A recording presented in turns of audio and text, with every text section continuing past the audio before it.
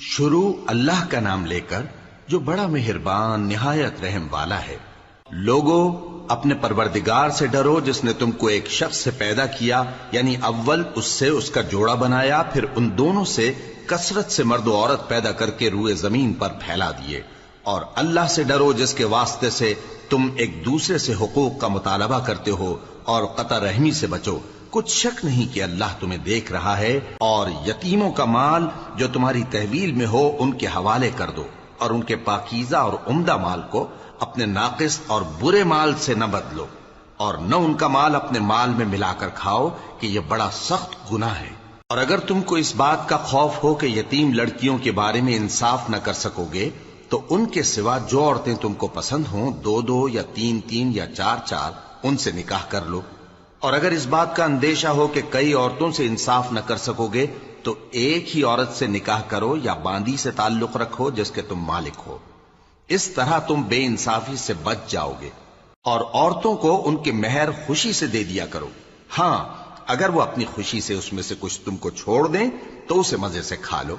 اور کم عقلوں کو ان کا مال جسے اللہ نے تم لوگوں کے لیے سبب معیشت بنایا ہے مت دو۔ ہاں، اس میں سے ان کو کھلاتے اور پہناتے رہو اور ان سے معقول بات کہتے رہو۔ اور یتیموں کو بالغ ہونے تک کام کاج میں مصروف رکھو اور جانچتے رہو۔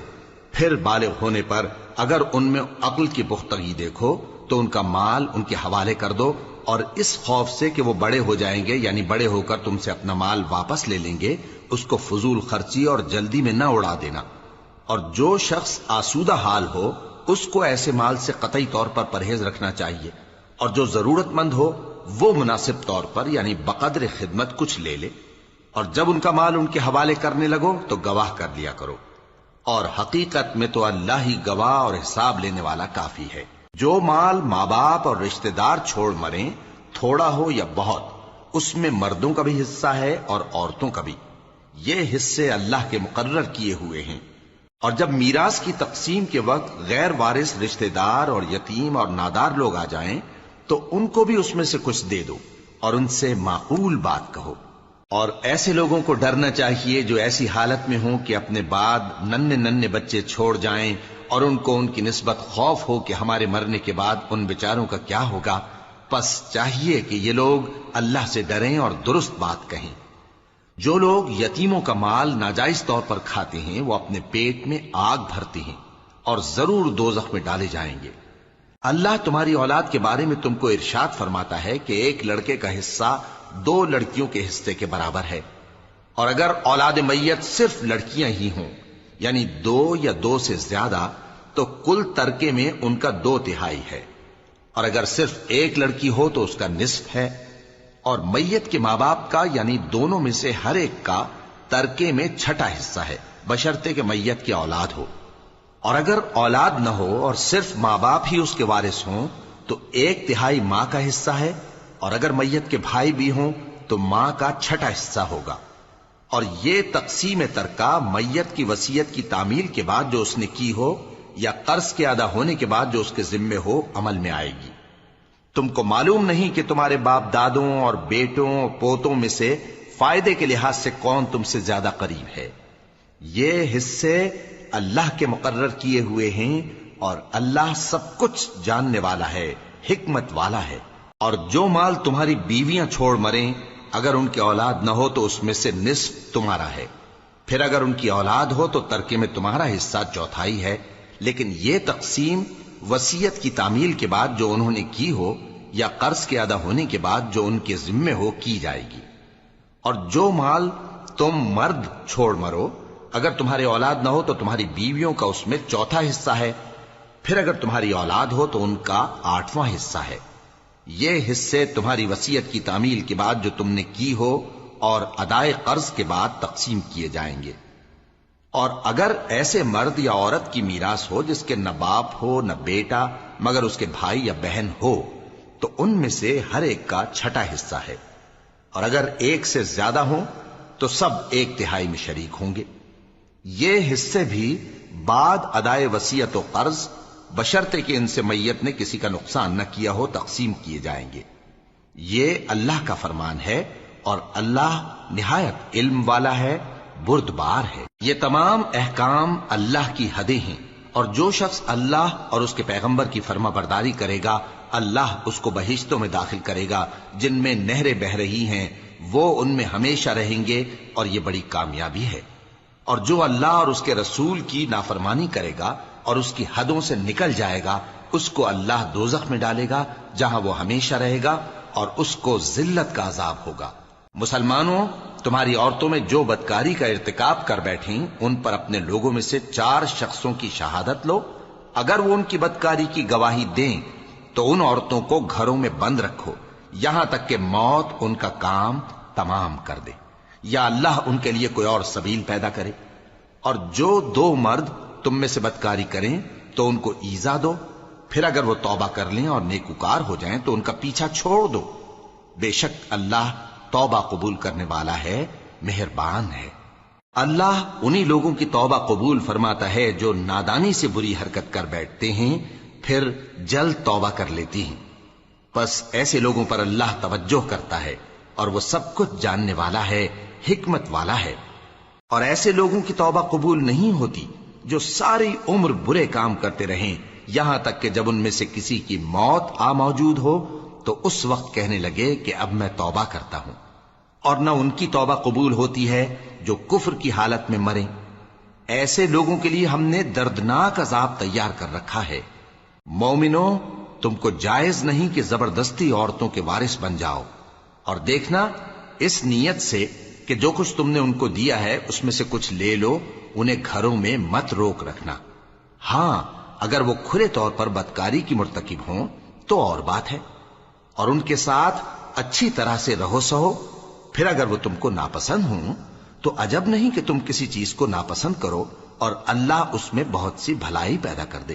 اور اگر تم ایک عورت کو چھوڑ کر دوسری عورت کرنی چاہو اور پہلی عورت کو ڈھیر سا مال دے چکے ہو تو اس میں سے کچھ مت لینا، بھلا تم بہتان لگا کر اور کھلا گناہ کر کے اپنا مال اس سے واپس لوگے؟ اور تم دیا ہوا مال کیوں کر واپس لے سکتے ہو جبکہ تم ایک دوسرے کے ساتھ صحبت کر چکے ہو اور وہ تم سے پختہ عہد بھی لے چکی ہیں؟ اور جن عورتوں سے تمہارے باپ دادا نے نکاح کیا ہو ان سے نکاح نہ کرنا مگر جاہلیت میں جو ہو چکا سو ہو چکا۔ یہ نہایت بے حیائی اور اللہ کی ناخوشی کی بات تھی اور بہت برا دستور تھا۔ تم پر تمہاری مائیں اور بیٹیاں اور بہنیں اور پھوپھیاں اور خالائیں اور بھتیجیاں اور بھانجیاں اور وہ مائیں جنہوں نے تم کو دودھ پلایا ہو اور رضائی بہنیں اور ساسیں حرام کر دی گئی ہیں، اور جن عورتوں سے تم خلوت کر چکے ہو ان کی لڑکیاں جنہیں تم پرورش کرتے ہو وہ بھی تم پر حرام ہیں۔ ہاں، اگر ان کے ساتھ تم نے خلوت نہ کی ہو تو ان کی لڑکیوں کے ساتھ نکاح کر لینے میں تم پر کچھ گناہ نہیں۔ اور تمہارے صلبی بیٹوں کی عورتیں بھی اور 2 بہنوں کا اکٹھا کرنا بھی حرام ہے، مگر جو ہو چکا سو ہو چکا۔ بے شک اللہ بخشنے والا ہے، بڑا مہربان ہے۔ اور شوہر والی عورتیں بھی تم پر حرام ہیں مگر وہ جو قید ہو کر باندیوں کے طور پر تمہارے قبضے میں آ جائیں۔ یہ حکم اللہ نے تم کو لکھ دیا ہے، اور ان محرمات کے سوا دوسری عورتیں تم کو حلال ہیں، اس طرح سے کہ مال خرچ کر کے ان سے نکاح کر لو، بشرطے کہ نکاح سے مقصود عفت قائم رکھنا ہو نہ کہ شہوت پرستی۔ تو جن عورتوں سے تم لطف اندوز ہوئے ان کا مہر جو مقرر کیا ہو ادا کر دو، اور اگر مقرر کرنے کے بعد آپس کی رضامندی سے مہر میں کمی بیشی کر لو تو تم پر کچھ گناہ نہیں۔ بے شک اللہ سب کچھ جاننے والا ہے، حکمت والا ہے۔ اور جو شخص تم میں سے مومن آزاد عورتوں سے نکاح کرنے کا مقدور نہ رکھے تو مومن باندیوں ہی سے جو تمہارے قبضے میں آ گئی ہوں نکاح کر لے، اور اللہ تمہارے ایمان کو اچھی طرح جانتا ہے۔ تم آپس میں ایک دوسرے کے ہم جنس ہو، پھر ان لونڈیوں کے ساتھ ان کے مالکوں سے اجازت حاصل کر کے نکاح کر لو، اور دستور کے مطابق ان کا مہر بھی ادا کر دو، بشرطے کہ وہ پاک دامن ہوں، نہ ایسی کہ کھلم کھلا بدکاری کریں اور نہ درپردہ دوستی کرنا چاہیں۔ پھر اگر وہ نکاح میں آ کر بدکاری کا ارتکاب کر بیٹھیں تو جو سزا آزاد عورتوں کے لیے ہے اس کی آدھی ان کو دی جائے۔ یہ باندھی کے ساتھ نکاح کرنے کی اجازت اس شخص کو ہے جسے گناہ کر بیٹھنے کا اندیشہ ہو، اور یہ بات کہ صبر کرو تمہارے لیے بہتر ہے، اور اللہ بخشنے والا ہے، مہربان ہے۔ اللہ چاہتا ہے کہ اپنی آیتیں تم سے کھول کھول کر بیان فرمائے اور تم کو اگلے لوگوں کے طریقے بتائے اور تم پر مہربانی کرے، اور اللہ جاننے والا ہے، حکمت والا ہے۔ اور اللہ تو چاہتا ہے کہ تم پر مہربانی کرے، اور جو لوگ اپنی خواہشوں کے پیچھے چلتے ہیں وہ چاہتے ہیں کہ تم سیدھے رستے سے بھٹک کر دور جا پڑو۔ اللہ چاہتا ہے کہ تم پر سے بوجھ ہلکا کرے، اور انسان طبعاً کمزور پیدا ہوا ہے۔ مومنو، ایک دوسرے کا مال ناحق نہ کھاؤ۔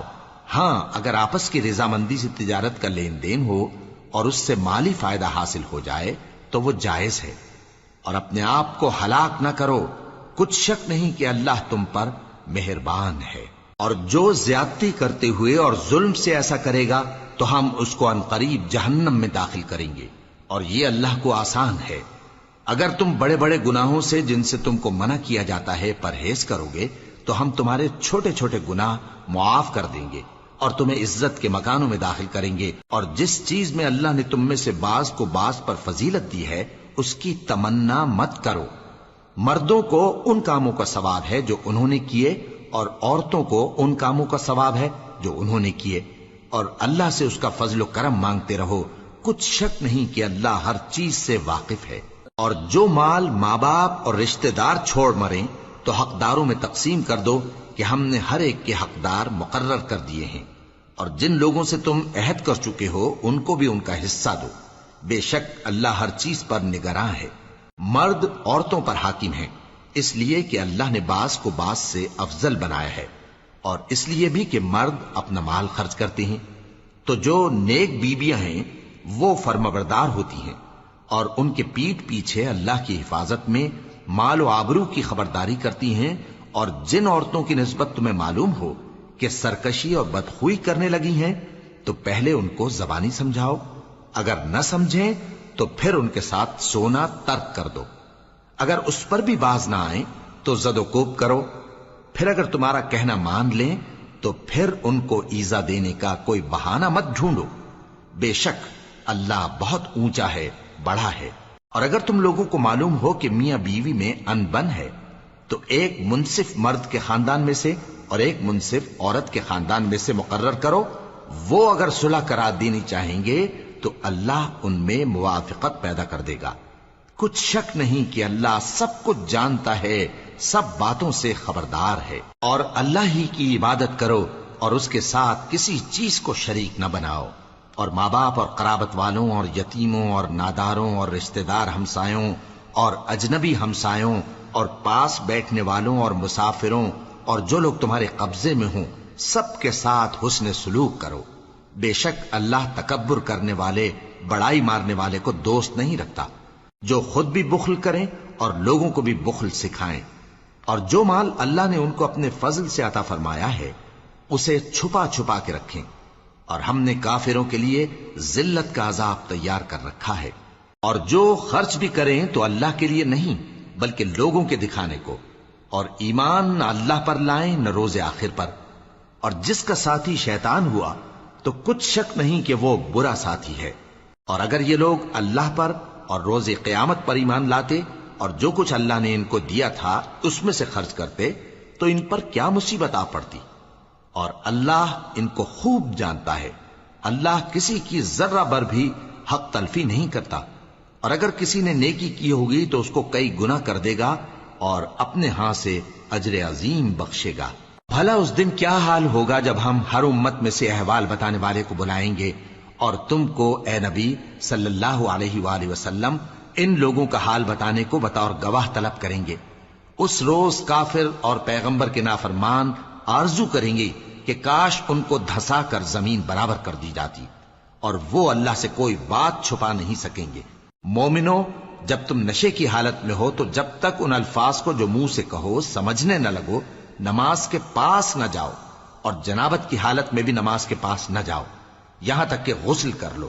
ہاں، اگر بحالت سفر رستے چلے جا رہے ہو اور پانی نہ ملنے کے سبب غسل نہ کر سکو تو تیمم کر کے نماز پڑھ لو، اور اگر تم بیمار ہو یا سفر میں ہو یا کوئی تم میں سے بیت الخلا سے ہو کر آیا ہو یا تم نے عورتوں سے مقاربت کی ہو اور تمہیں پانی نہ ملے تو پاک مٹی لو اور منہ اور ہاتھوں کا مسح کر کے تیمم کر لو، بے شک اللہ معاف کرنے والا ہے، بخشنے والا ہے۔ بھلا تم نے ان لوگوں کو نہیں دیکھا جن کو کتاب سے حصہ دیا گیا تھا کہ وہ گمراہی کو خریدتے ہیں اور چاہتے ہیں کہ تم بھی رستے سے بھٹک جاؤ، اور اللہ تمہارے دشمنوں سے خوب واقف ہے، اور اللہ ہی کافی کارساز ہے اور اللہ ہی کافی مددگار۔